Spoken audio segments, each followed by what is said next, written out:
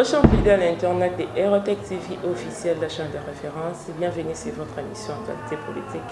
Je suis là, votre aide servante Carmen Aladjou, la diva. Merci la confiance, merci la fidélité. Candidat le Bakaki, abonnez-vous sur Aerotech TV pour la précision, n'a pas de détail. Là, je dis bonsoir à mon papa Jean-Paul Kabeya, bonsoir à toi. Na lisulu na message nsima ibotune ngaza wapi wazomwa twa bungi na nesto na plateau na bonjour message nsé. Ah merci, bonjour Carmel. Bonne santé. Santé qui te retrouve. Bon voyage l'équipe bien. Ah voyage l'équipe bien. Bien ça va. Ça va, ba douane kiti. Bon, douane tolande là on a un peu ba mi bazana na terrain. Mais c'est que le voyage na Dubaï il est bien. Non, terre aux hommes là, na zone na ce qu'on a mabélé. Ok, tu veux bah nouvelle elle est un peu belé. To lo beka lo bela. Boyoka, ya mwana ka to lo ba to lo bela mote bande to sala. To betali solo ya FCC ndenge de Pichadar alobaki na discours na ina Lubumbashi ki Kabila zozonga lisusu na politique na ebite ko lo bani po na ite wana eza nango normal a kozonga na travailler na Félix ensemble. Kabila kozonga na politique ce sont des faussaires. Ba faussaires ndi bazo penser que Kabila kozonga na politique na pouvoir ressources pour azoba na 2023 na jo na ebité ba congolais mutu na biso ba tiango ndenge nini et on a vu que congolais tout le monde a ti propre cravate azoba français koza paniquer. Il y a des professeurs à l'université soi-disant ba professeurs na mo ba mikumisa kawana boke ndo ba su Kabila sali 18 ans na pouvoir a consommer des mandats na et puis aux autres ba su Kabila a kozonga su na pouvoir hein sont des faussaires. Est-ce que biso vraiment ba tout normaux boye to est-ce que ngani na za boye vraiment na regretter Kabila na vie na je peux regretter Kabila non d'accord regretter tes qui a travaillé ensemble la président Félix est-ce que za ba tout ya FCC bazo regretter ba faussaire wana il regrette Kabila parce que peut-être ba Monique avec Kabila bazaki kozwa mo ba mbongo bazo yiba impunité tout ce qu'il faisait mais avec Fati ba Monique comme moi difficile yango bazo na mutu na ba la ba raison na Kabila alors que peuple congolais moroté ala la arrivera Kabila na mutu na e to revaka été et puis to regretter la nini oh ya pesi biso to regretter la mande fois pembe ou bien to regretter la nini 18 ans, oh, il y a ça, les biso ba diplôme na biso to travailler pendant 18 ans à Kabila. Et donc avec Kabila, il y avait vraiment une ségrégation régionalisme, il y a makasi. Sozo ba swahili to zo musalati. Siko eloko nini o ye Shadar et tout molier a ko ba ke Kabila zomo. Ba moi atakutu Jésus Christ ya zongi lelo na FCC. Kabila a kozonga suna pouvoir na mboko oti. A kozonga si base de quoi? Oh, à 18 ans, ça y a bien monté. Hein? Si vous avez un journaliste, vous avez un Kabila, vous avez une réaction. Vous avez posé la question, il y a un bilan. À cause de ce que vous avez la zone économique. Où est-ce que vous avez un oh, il y a pas la carte qui est na Bukanga Lonzo.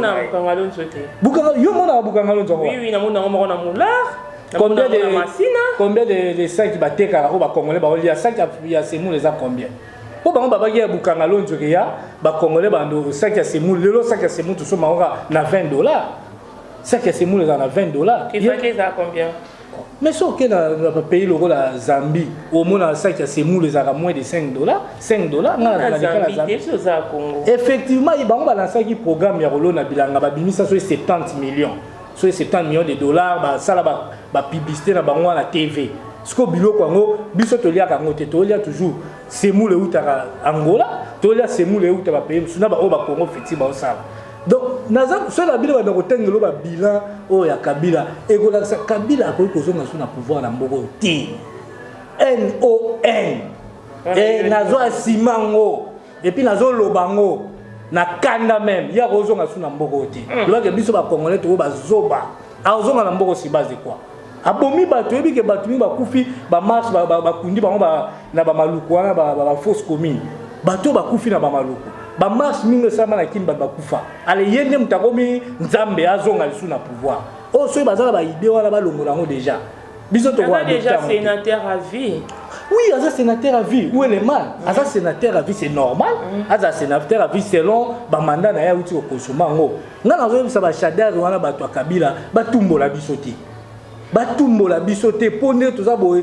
biso toza na potati lelo na mutema na biso tous la pota to regretta makasi au moins ti baza Léona Fati biso pesa biso kanda donc le soki Félix akoma msu ba diaspora ba yini Félix pour na nini bato kabila bazana na Congo donc biso ku fallait bato to style na bango ba ki mataba ibanda pour travailler ko travailler ba personne va travailler mais surtout ba travailler pour ba benda ba tirer Félix vers les bas de l'échelle ou un to c'est plein na monter parce que boye même on commence à remarquer que Batouana balisa toujours dans esprit na bango ya ancien système wana donc et continuer kaka impunité yo mona été ba boma un simple médecin à Batou Mikolo ba to beta masasi et pas ya o doli makambo est-ce que pour la nini ya zaki autorité mboka ko que la justice a porté plainte balani mais ti ba ko beta soda Batou médecin Batou masasi a kufi likolo ya ba bloko wana et puis balingi ko tirer le présent vers les bas président za mutema malamu atiki bango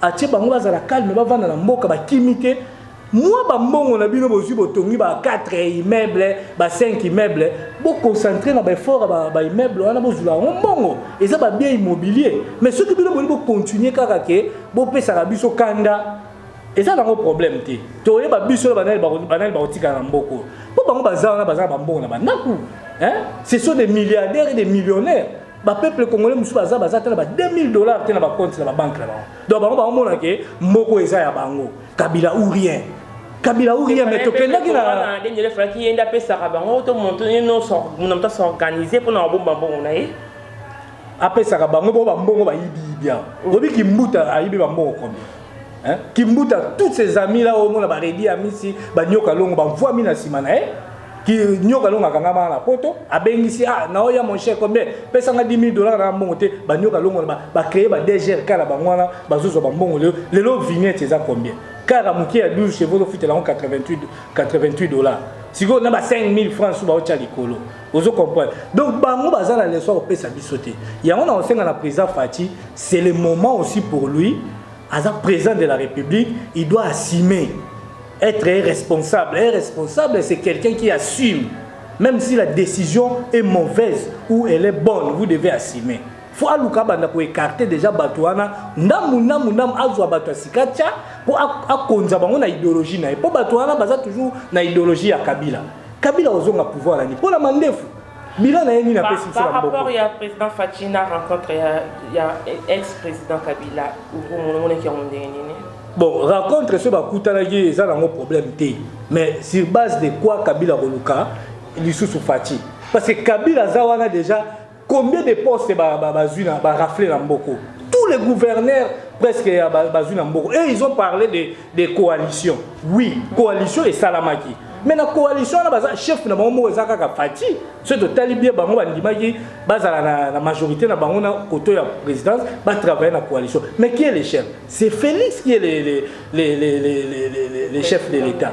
Mais toujours mona que azina no ba poste nyo so ba gouverneur eza na mutu na ye ba ministre presque batu na ye sikoyo ba bourgmestre so bazana na ba tilo bazo travailler batu na ye mais makambo etel siko ba entreprise publique il faut que le président de la République doit prendre des décisions avant on dit masute Kabila lo bakeo tchelanga mutu boy tous ces peuples là ils ont aussi besoin de travailler pour président et à ce que bakati le batu na ye bon ngai na roloba isa peut-être ba nomination ba olinga ba sala pour le moment et mso amona ke ba sola likambo wana et lo ngala roloba ya moi yebo débat ni su ba sola na président pour le moment après avoir ba jeune ba oti au sala oya ya ba tanta ba oti au sala débat ni ba au sala su donc président de la République il doit ouvrir l'œil aux hommes faut à ça là vraiment que biso peuple le temps file tout ça ce na 2020 et tika la 4 ans tana bato FCC mutema mabe fallait que ba bimisata mo ya Shadari on a 2022 et tika une année peu ba élection bazoya ko bimisa ngona 2019 pas même to koksi une année ya mandat ya président de la République au Kabila rozonga sous na pouvoir yebisanga mabe ni Félix Asali banda ta autovandi. Non, exactement. Ils ont élection, non? Mon homme t'a sa opinion. L'élection est réelle en 2023. Ce n'est pas en 2021. Bah, vous préparez ma bango. Bah, préparer ma campagne. Il y a un temps où Kabila a le pouvoir, il y a la campagne dans le moment où. moment R a qui des pouvoirs à l'élection Etienne Tshisekedi en 2011. En 2011 en 2012 ba campagne électorale et bandaki.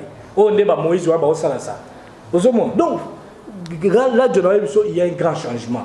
Avec Fati tout le monde a changement mené ça mina mboko. Obi ngai ne naza bonanda otala RTNCT. Na tikala ko tia RTNC na talango. Mais lelo na komi ko tala RTNC. Pourquoi? Oh, et comme chaîne démocratie, nous avons merci parce que et comme qui chaîne ya muto nani nani ce qui nzate. Ils ont qui chaîne comme qui nzate, alors ça m'a ramené sur. Mais nzamba sali ya ebinenge asasiko chaîne ya RTNC tout le monde qui démocratie ezali. Tout le monde il fallu la salle ba marche na ba salle les campagne na RTNC. Est-ce que na RTNC kala ba non le mouvement IDPS kuna. RTNC tout le monde a lelo que c'est oyemba yemba wana ba ndeko tchanga na RTNC.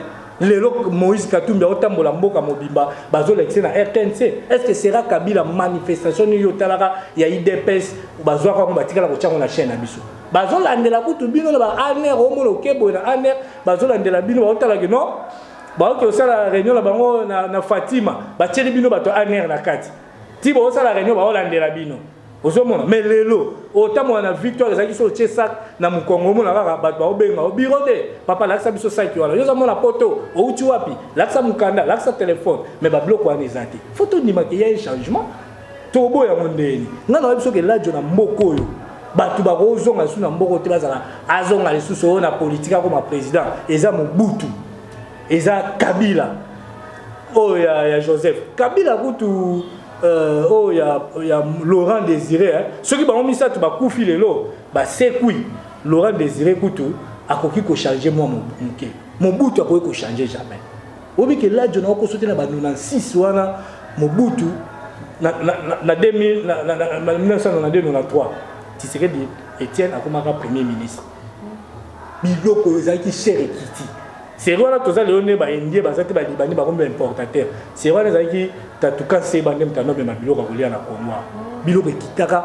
au mona que poisson et tout ce monde a 1000 francs et comme na 100 francs quand na Etienne o ko poilo ce zaki bo kita ba liaka na un mois wana Etienne Tshisekedi ça rappelle Mobutu a longolié RTE pour les kawana na 96 Mobutu a ko malade a senti pays côté guerre aye ko ebisa batu ke non ndenge zawana.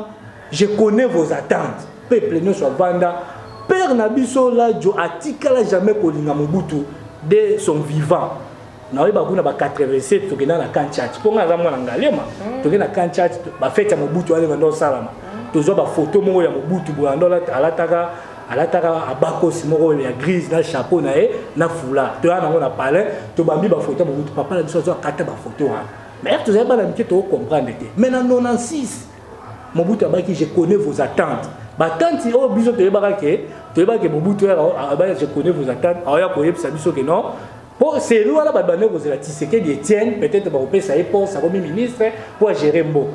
Total Mobutu ayaka raboye. Ngala mo anuma Kengwa Dondo premier ministre. Père na biso ma première fois na monabi Mobutu ne changera pas. Père avant il a quitté doit regretter.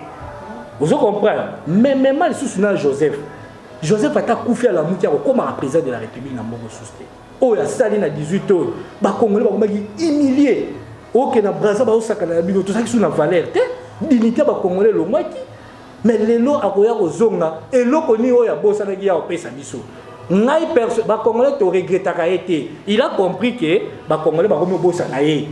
Aotala ne la ndole la cortège ba congolais ne a comment sentir que to comment bossa na ivanda na kingakati na okuna avanda na kingakati na ekuna tozo kipete a comment on a to kipete siko abengi nemi abengi batu na ye zela na loba abengi nemi abengi batu na nemi mbongo yango batu ba kipenga lisusu te bozo mona te nemi ba comment bossa na ngai siko biso to regretter na nini oya sali pour la biso to regretter ye. Le bétaliseur à Martin Fayulu a pour sa dialogue avec Moka n'a pas si dans la crise voit qu'il y a dialogue. N'est au rôle bani. Martin Fayulu a dans tout a dans dialogue ni biso to kene sous. Tala ninga humilier mon ninga na e o ba uta en opposition. Objectif et opposition ba on soit que to écarter dans Kabila. To écarter Kabila on va voir maintenant to e ba ne ça ba divergence na biso. Biso ba to IDP sous un problème même ceux qui moquent on a les cas qui et on s'appelle ma bête. Maintenant, tu menaces mon qui a été. N'engé Fayulu bablo on a sali. N'a pas ça qu'on a mission mon tout ça là. Fayulu ba kabiliste. Vous comprenez? Félix Aleki. Abimisi Félix. Ma sœur biso atato kola na haine. Ba Kinois tous en a haine été. Vous comprenez? Abimisi Félix si ba africain nous ba oyeba que non Félix ba noma qui est. Félix ba sala qui est boy. Mais yé Fayulu wana a ebisa ba ke élection sa machine à voter. Bah, c'est la Félix Bagamolia 3 millions de dollars, bah, corrompre pour une machine. Il y a ça. C'est quoi machine ni biso to voter? Machine à écrire, machine à dactylo, ou bien machine va voter qui. Et puis bah prévenir il y a la ngoya lukuta. OK, bah ni ko finga muninga placebo. Hein? Au moins la marqué esprit à Caïn. Hein? Caïn a belle, au moins que Caïn muninga zo tumbambeka. Yo montala le président à Ghana, mais il y avait déjà un homme de Dieu à Ghana, honnête William Duncan. Alors que le président Félix deviendra président de la République. A prier pour naïe. Aux hommes, toute autorité vient de Dieu. Pouvoir nous tout le monde a dirigeant la kilo et où t'arrives pas ensemble. Même dans l'Afrique d'ici partout va témoigner que Félix Tshisekedi au comme président de la avant coup de 2018. Mais Mouninga comme président de la République. Et puis parti ni oya ko finga IDPS. IDPS est parti déjà populaire. Vous comprenez? Oh, Félix a juité, a eu une élection dans l'Aïe, a triché, placebo. Au fin, Félix est responsable de malam. Pour l'Aïe, même si tout ça vice versa. Ce qu'il fallait le loi comme président de la République. Au Calice, nous avons tolérant. Félix est tolérant vis-à-vis nae azo sala ba marche na azo kende bazo kipeta ye ba élection sala na tambola nini mobima on dit que ce qu'il faut là la président de la République ndenge le moins liberté comme na mboko mais ye ba ka tour oyo to ko fêter bien to tikala ko fêter bien tous les décembre za la kaka désordre boye ba te que ce qui bola muka janvier Kabila boy ko tika pouvoir donc ba décembre nous se tikala ko fêter bien mais na yebi que décembre to ko fêter quand même na kimia. Mais Fayulu a zéla 2023. Azo luka souni aza député akena depunani na yekuna na poste na a réclamer kuna ni sous a réclamer parce que ce gars qui sage herbe élection ça m'a ko ya mon frère to vendre to travailler ensemble l'essentiel que to benga na Kabila na pouvoir angala ça qui aza leader et puis sur l'année na 2017 na landa na RFI Christophe Boisbouvier aza journaliste français na RFI a tout na Félix interview moi mais nazomona ozali na candidature bo ke na élection yona Moïse tout ba malgré Moïse azaki en exil mais ba non considérer que Moïse est un candidat na opposition ba tout na Félix est-ce que yona Moïse erbo sala élection et ça né Moïse Félix a dit non moi avec Moïse ils allaient quoi un match amical ozomona que mutu mo azala NT alors ba ki lui avec Moïse mais fallu le coup azala na masolo wana te ya ba ya présidence ya ba élection wana. Donc, il y a un olobake à 2023 et Isaac Kalamingite et zo kena ombango a postulé. Crise ni nezali. Crise nga ozala soki ba lelo Moïse Katumbi azo tambola sera Kabila ba ngaba permettre a été. Bon on peut circuler te. Bon on peut circuler te nani. Oui. Nani. Yo moni place bon on peut circuler. Oui Pierre Keza. Oui effectivement budget to zela baba ki ba loi de finances ministre a promulguer budget na la semaine où Kubanda oyo c'est quoi ces moments là to yebandeni makambo mbongo circuler quand mbongo za na payer yango zo tambola to ke na ville to somba biloko to zongaka et circuler ko ke de ville tane ngolo ba mso so ke ville et même so ke mso bo le la lo ba passer za crise za mbongo mo na te photo zalaka patient bateau magique ezate ke les loga makambo se échanger merci pour une gratuité on dimeli yango te obo yango ba tie gratuité scolaire ba parents de bazana ba yebi ke mikolo yo fufu et comme moi bien ayebi ke so na futi na futa minervalité moi mbongo na nga futa minerval ko futa ndaku na ko ko lesa bala moi fufu déjà essentiel ndenge zaki ba parents ba ozwa ok, mais c'est juste un peu chité un peu ba retenir ni ya malamu balandi biso partout. Ba retenir que nga na za vraiment na sepeli mingi vraiment de to passer sous le temps oyo ne na nga ba congolais bon elo mo pa obanga ezati. Donc déjà Kabila masula pouvoir abosa na kanaye.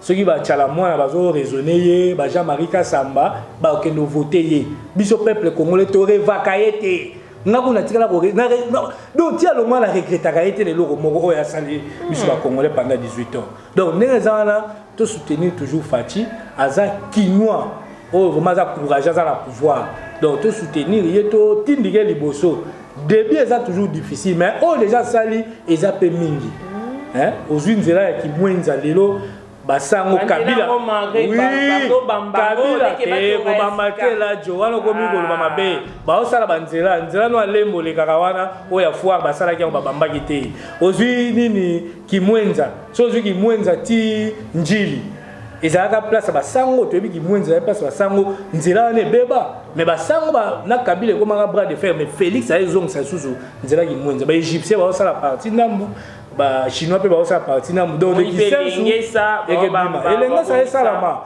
qui senso petit matete ba osala ngo donc même kulumba o eza ya machine ke bima de kingasani ti na Petro Congo ba osala ngo donc pour dire que makambo wana makambo so yeke malé donc président Aza président de la République il doit toujours assumer makambo osala fayula c'est la 2023 ba voter baza ba monyo sona ba Moïse wana bazela 2023 au moins que liberté ça quand même droit de état des droits moi yango biso IDP sonor prenait Moïse le lor ça ba tourner naé massa c'est ça la lacrymogène ça aza libre il est à l'aise les lo congolais komi o uti libanda mboka o na aéroport tracasserie ça pour les bosses zaki ba tourner o uti wa yaka na boy mais ils a les sociétés congolais ne sont na droit ya kozonga na mboka naé to vendre to ba ke mutazu pouvoir aza congolais moi na mboka to soutenir il y a 100% makambo keli mot de la fin nous avons vraiment reconnaissant les boyambi ngai to continuer toujours au solo là na équipe na bino nyonso Andy Jonathan yo et puis na remercier Jean Poyi pour la opportunité à pesa biso to continuer toujours kolobela makambo ya politique ya mboka na biso na pesi bandeko nyonso ba na potombote na pesi pe masa na Fabrice Mbote na ici na pesi pe grand frère na Alpha Maimbi na Johannesburg les grands architectes na pesi Mbote mingi na pesi pe bandeko nyonso Mbote donc mot de la fin on a ina lobara ke pays zo ke na on malamu total nanu année prochaine année eza année mo ya sacrifice 2019 faut yebi ndenge ba tractation ezalaki gouvernement veut bima mais na 2020 to sentir vraiment payer que ça la relancer et puis avec ba contact président zoya ne ba investisseur bazoya ezamala mingi ba tumi bazolo ba ke président de la République a aussi ba voyage mais maman biso to voyage aka ngana voyage en avion so voyager ça trop stressant ko voyager dans avion ça stress ou éviter soko koma soko zonga soki pozo ke na destination ko koma quand ça te muso matin avion ils a blague et razo ke ba pays wala les années a que beta ba porte ba toala ba ya pour économie en mboka na biso vendre et razo ka ki ba risque ba zo projet ya kosala ba rai mabe zawa donc faut luka ba investisseur pour Kabila akataki relation là ba pays nyonso donc ye azaki na ba indien na ba libanais na yo ba sala ba copie na ba lia le président de la République bobima aboma itex Africa biso to kola to yeba itex Africa ki wala ozo katangai obengisi na émission okomo katangai to wela problème bon na bi que temps est toujours important na ndenge to solo c'est ça la démocratie mot de la fin dans le bika que to soutenir président Fachi Beton Fachi Dimension donc Fachi Blendé to soutenir Makasi et puis faut tout ça la paix marche ndenge IDP se lancer marche nango il y a les 9 lobbies concernant la gratuité, tout soutenir en haut. Ok, tout ça, tout ça, tout ça, tout ça, bien. Merci à Ndopé Saki Bissoutan. Là, j'ai dit merci à toute l'équipe technique. Je veux mon papa Jean-Pierre Kabia, merci à toi. Merci à mon ami de tout le temps, qui derrière la caméra, Jonathan Sanga. Pourquoi pas mon réalisateur Andy Lumisa, merci à toi. Quant à moi, Carmen Aladjo, on se voit ces nouveaux numéros. Bye bye.